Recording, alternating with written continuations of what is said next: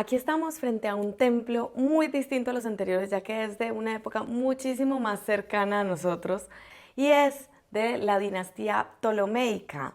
Esa es la época de Cleopatra, la época de Alejandro Magno.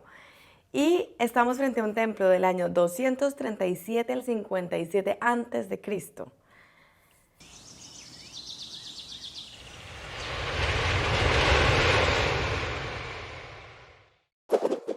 Es el templo mejor conservado de todo Egipto y es el segundo más grande después del templo de Karnak. Es de la época griega y fue consagrado a Horus. Es muy interesante porque cuando llegaron los griegos a Egipto, ellos querían preservar la cultura egipcia. Ellos eran unos grandes admiradores de la cultura egipcia. Por lo tanto, el templo lo hicieron con los dioses egipcios. Entonces, los griegos, si bien llegaban a admirar mucho a los egipcios, había incluso egipcios de, digamos, de alta reputación, los griegos tenían un nivel mucho más alto entre la alta sociedad y también la educación que se estaba dando era educación griega, por supuesto. El templo estuvo enterrado hasta 12 metros por arena del desierto y también por los depósitos del río Nilo, y esto hizo que el templo se conservara maravillosamente. Aquí encontramos a Ptolomeo siendo purificado por los dioses Horus y Sekhmet, con el Bas y con el Lang, que es un baño de poder y vida. Este templo, a diferencia de los otros templos, no es perpendicular al río, sino que se dirige de norte a sur. Si bien vemos que la entrada del templo es enorme, ¿sí? Cada vez hay salas más chiquiticas, hasta llegar a la sala del dios de Horus. Esa sala de Horus es la sala más chiquita de todas. Antes del templo está el Mamisi, que está afuera del templo y es un pequeño templo dedicado a la fertilidad. Hay algo muy interesante que podemos ver en este templo y es un test de embarazo que se usó hasta 1970 y que tiene muchísima antigüedad y que tiene 3.500 años de antigüedad. El test de embarazo consistía en tomar un puñado de cebada y un puñado de semillas de trigo. La mujer orinaba sobre ellos durante varios días y si germinaba el trigo era porque era un niño y si germinaba la cebada era porque era una niña y si ninguno de los dos germinaba era porque no había embarazo.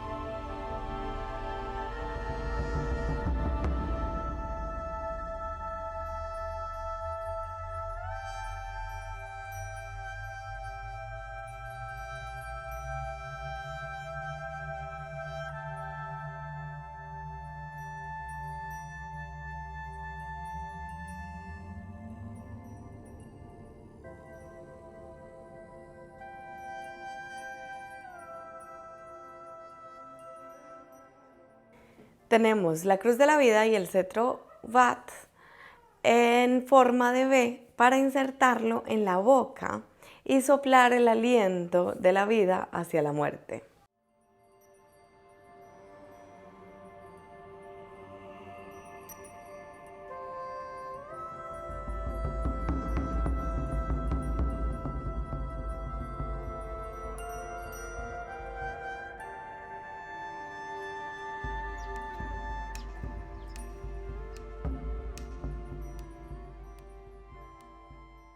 Acá tenemos como siempre el buitre Nefjet, que es la representación del Alto Egipto, y la cobra Badjet, que es la representación del Bajo Egipto. Nefjet se sitúa sobre la cabeza de Ra y del monarca para servirles de defensa. En este templo tenemos escenas de la concepción, el nacimiento, la nutrición y el crecimiento. Este templo, sin embargo, fue usado durante mucho tiempo hasta que Teodicio I prohibió cualquier culto no cristiano dentro del Imperio Romano. Por lo tanto, muchos de los relieves fueron dañados y se cree que incluso el templo fue quemado en algún momento.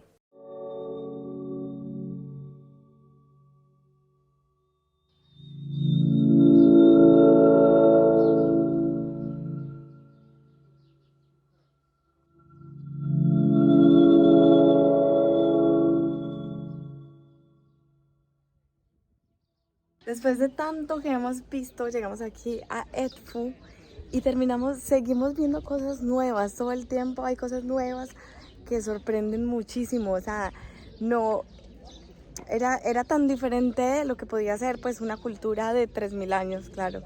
Como era el mundo hace 10 años, imagínense lo que habría cambiado. Para ellos también cambiaba mucho culturalmente de un momento a otro de la historia. Así que la verdad es que siempre se están viendo artes diferentes, historias diferentes que están mostrando.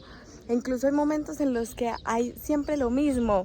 Y me hablaban de una especie de mantra, donde ustedes ven que se repiten las mismas cosas y son como mantras, ¿no? Como que al ponerlo en las paredes es como si fueran mantras, como si fueran casi que rezos, ¿no? Como que repetitivos. Pero siempre en cada templo distinto vemos cosas muy diferentes. Por ejemplo, acá como podemos ver a la mamá amamantando, los desnudos, los niños, el niño que va creciendo, el niño que crece y que sigue todavía amamantándose, es impresionante, ¿no? Y las diferentes flores, los perfumes, los frascos para los perfumes tan diferentes. Hay tanto para ver, ¿no? Y hay tantas diferencias, y en la comida, y en los vestidos. Tenemos demasiado, vean esto. Hay que tener claro que el templo no era hecho para las personas del pueblo, sino solamente podían ingresar los sacerdotes. En el templo se celebran las fiestas de Edfu. Una de las fiestas más importantes es la fiesta del Año Nuevo. Para los egipcios, el tiempo era cíclico y estaba cortado por posibles problemas, lo que quiere decir que cada vez que se iba a acabar el año, era muy posible que vinieran muchísimos problemas. Había 5 días nefastos y peligrosos antes del fin de año, seguidos por la crecida del Nilo y por la peste. Los dioses tienen que luchar y la barca solar corre peligro en la caída del crepúsculo. El enemigo del sol es el hipopótamo, que Horus-Ra debe clavar con arpones, y vemos el combate en las paredes. Para los egipcios era fundamental revivir anualmente la encarnación del Hijo Divino, dar al faraón el carácter divino de la unión entre el cielo y la tierra.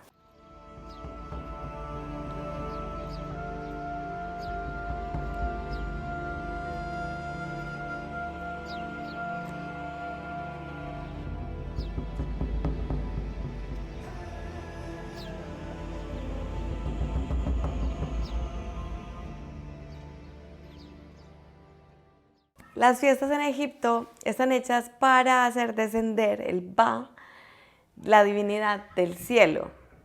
Después de cada ciclo había que llamar al Ba para que descendiera otra vez a la tierra, que era el alma de la divinidad, para que volviera a venir al templo cada vez que había un nuevo año. El Ba de la divinidad viene a vivir a las tierras. Puede venir tanto en forma de esculturas o imágenes del templo, o puede venir a encarnarse en animales vivos, así como lo podemos ver en el buey, que es Apis, en el carnero, que es Amón, en las vacas, que son Hathor, en el cocodrilo, que es Sobek, y en el ibis, que es Tot. O sea, pueden encarnar animales o pueden encarnar esculturas. Entonces eligen el halcón de Horus entre varios halcones y luego lo entronizan y lo llevan a una jaula sagrada donde lo adoran durante un año. La entrada al templo, como veíamos, es un inmenso pilono de gruesos muros.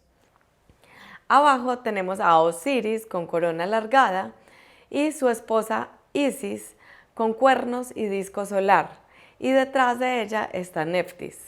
Tenemos que los dos pilonos están a modo de espejo, pero el derecho pertenece al Alto Egipto y el izquierdo pertenece al Bajo Egipto. Seguido por un patio abierto, que es el patio de las libaciones.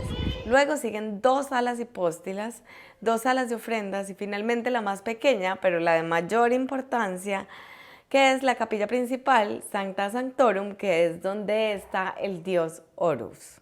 Todo lo que se sabe del templo está escrito en sus muros. Se sabe incluso que la primera piedra se puso el 23 de agosto del 237 a.C.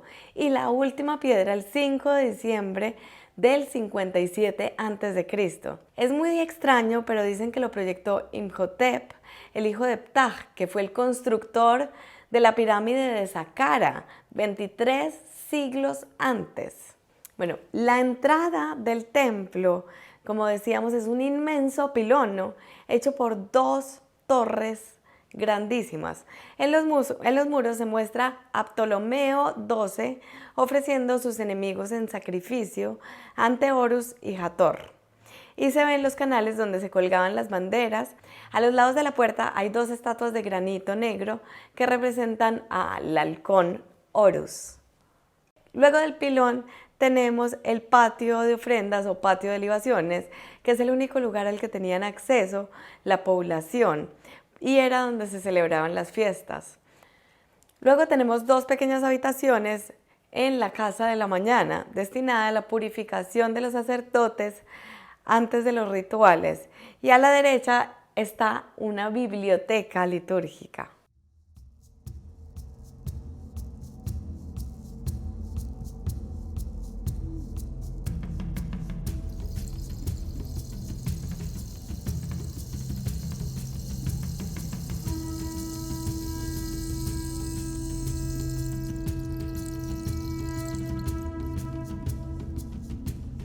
Aquí tenemos 200 escenas rituales que muestran la destrucción de los enemigos. Música, vino y alabanzas, suministros, comida, ropa, amuletos, coronas, ofrendas de lotos, oro, grano, plantas. En las paredes del templo se retratan granos de cosecha, bueyes, langostas, aves, vino y flores. Se dice que los textos fueron sacados de las bibliotecas de las primeras dinastías que se transcribieron en los muros, o sea, las dinastías de las pirámides.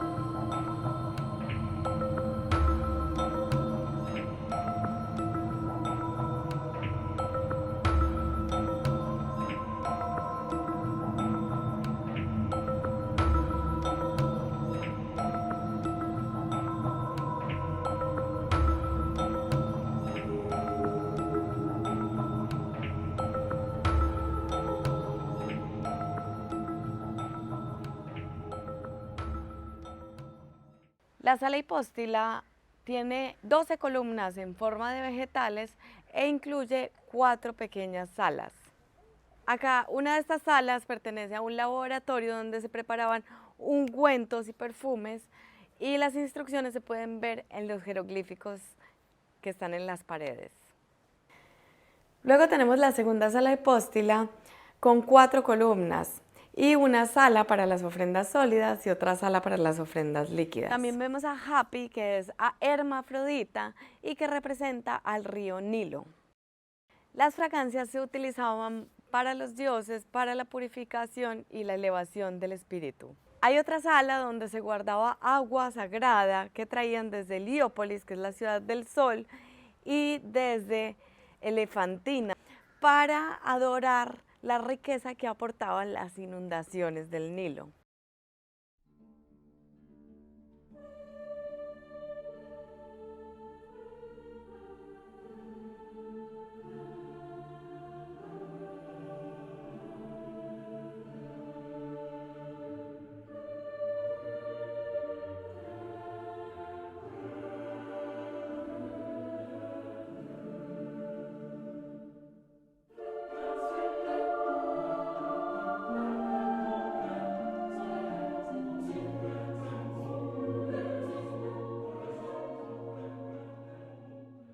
La última cámara cobija la imagen sagrada de Dios y en el centro está la barca solar que era utilizada para transportar al Dios.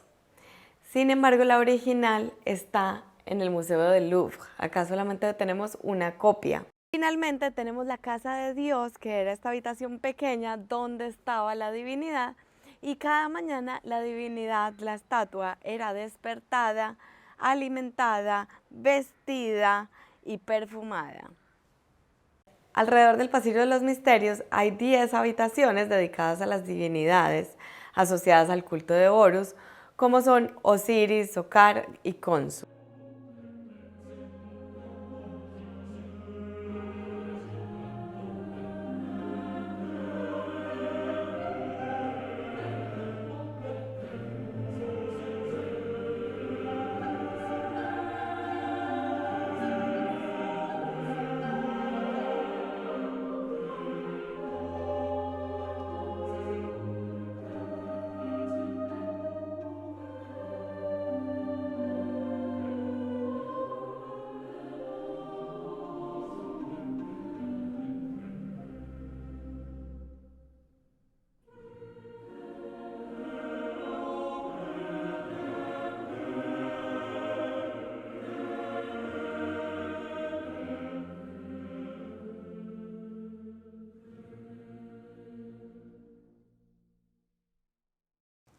En diversos lugares podemos ver al Ankh, que es una cruz con brazos que sostiene el cetro de Vaz. Y eso significa toda vida y poder. En la capilla del trono de Ra, Hathor abraza a Ptolomeo IV y lleva el disco solar, los cuernos que representan a Hathor, la peluca y el tocado en forma de buitre.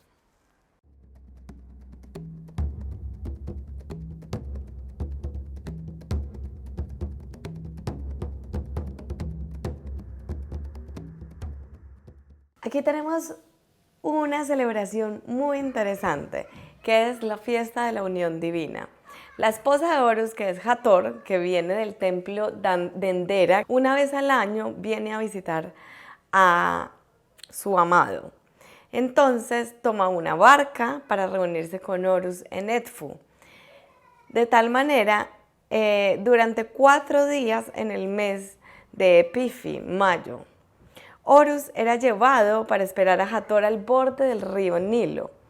Cantos de tambores, vino y cerveza, ritos, procesiones, ofrendas, reclamaciones estatuarias, recitales. La estatua de Horus y de Hathor eran llevadas del lado occidental, cerca de la necrópolis. Les cuento que me quedaron faltando por lo menos unas 2 horas. Aquí vinimos para estar, nos dan solamente 2 horas para estar en este templo. Es enorme, como pueden ver, es súper gigante. Y la verdad que miren para allá, miren lo que tiene este templo y miren para el otro lado. O sea, es supremamente inmenso y para poder uno ver todo esto necesita por lo menos unas 4 horas como mínimo, ¿no? Este no es un lugar para venir 2 horas, es 2 horas lo hice corriendo y yo creo que pues yo digo 4 horas porque pues los pies no le aguantan a uno, pero si no, se podría quedar uno toda la vida aquí. Vean esto. Luego tenemos el pasillo exterior, que es un elemento novedoso que fue añadido por Alejandro Magno como un espacio público para narrar los importantes pasajes de la mitología egipcia. Aquí se muestra la colocación de la primera piedra del templo, el himno a Mut, el nacimiento de Horus y su victoria sobre los enemigos de su padre Osiris. Set se representa en forma de hipopótamo y representa las 10 heridas de arpón que recibió durante la batalla. Esto representa la salida de Set hacia el desierto. Aquí vamos a ver el mito de Horus, que es espectacular. El dios Keb, que es la tierra de Egipto, y la diosa Nut, que representa el cielo, dieron vida a 2 varones, que son Osiris y Set, y a 2 mujeres, que son Isis y Neftis. Como solamente uno de los 2 puede reinar en Egipto, entonces Set asesina a Osiris y lo descuartiza en 14 pedazos que reparte y esparce por todo Egipto para que no encuentren las partes. Pero resulta que Isis encuentra sus partes y lo resucita y concibe a Horus, dios que recuperaría el trono de su padre. Al llegar a la mayoría de edad, Horus se enfrenta a Set con la ayuda de sus seguidores y consigue derrotarlo. Horus fue el dios de Egipto y Set el dios del desierto y de los pueblos extranjeros. Así estuvimos 1 hora y media en una corredera y creo que me quedaron faltando por lo menos unas 3 horas. No sé, la verdad me faltó ver la mitad del templo y me faltó poder quedarme detallando lo que me gustaba, ¿no? Pero bueno, algo les mostré para que vean, para que me acompañen, para que a mí me hace demasiado feliz mostrarles esto. Me hace demasiado feliz, es como, wow, no podría venir sin mostrárselos.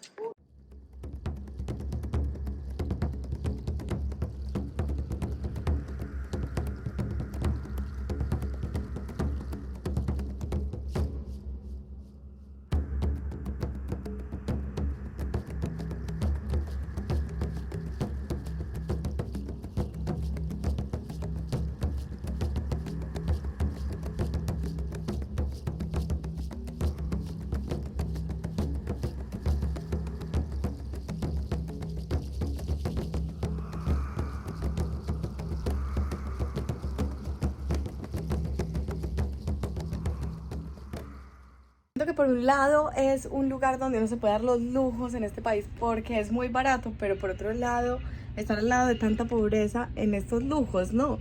Y por otro lado también, no solamente eso, sino, bueno, la contaminación que les decía, que es lo que más me impresiona. Esta mañana de verdad tenía demasiadas ganas de vomitar, me fui así, como se dice, fue horrible. Y segundo, no sé, la verdad que estoy tan antojada de hacer ese paseo en el velero. Yo creo que eso debe ser demasiado impresionante. Además, uno poder parar en estos lugares y no quedarse 2 horas, sino uno quedarse 5 si quiere, parar donde uno quiera, conocer los pueblos, como ir un poco más despacio. Entonces, y con menos gente, entonces también, no sé, como que más chévere. Yo creo que eso lo vamos a tener que hacer y ustedes me van a tener que acompañar en algún momento, no sé cuándo, cuando consiga con quién venir, me vengo para acá a hacer eso, porque estoy demasiado antojada. Yo estoy súper contenta haciendo estos videos del Antiguo Egipto, viendo qué significa todo lo que hay en los templos del Antiguo Egipto, y espero que a ti también te gusten mucho, te interesen y aprendas y entiendas todo lo que se está viendo en estas paredes. Y espero que me digas si te gustaron estos videos, que le des un like para que más personas lo vean, que lo compartas a quien le pueda gustar y que te suscribas si quieres ver más videos del Antiguo Egipto, que están súper interesantes, y de viajes por alrededor del mundo. Bienvenido a Guía para Mochileros.